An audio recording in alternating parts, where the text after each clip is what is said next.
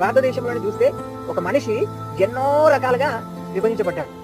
మనుషులుగా విభాగించబడ్డాడు, కుటుంబాలుగా, గ్రామాలుగా, మతాలుగా, జాతులుగా, వర్గాలుగా, కులాలుగా, ప్రతి విధానమైనటువంటి విధానంలో మనిషి విభాగించబడ్డాడు.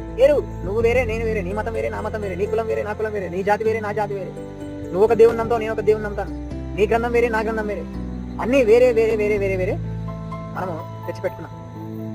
అందువల్ల మనం స్వతంత్రాన్ని, స్వేచ్ఛను మనం ఎప్పుడు కూడా కోరుకుంటూ ఉంటాం.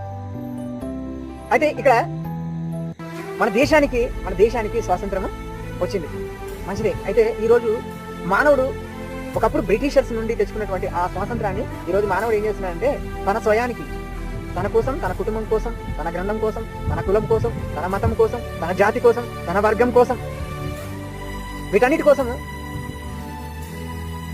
78 సంవత్సరాల క్రితం తెచ్చుకున్నటువంటి ఆ స్వాతంత్రాన్ని ఏం చేస్తున్నాడంటే దుర్వినియోగం అనుస్తుంది.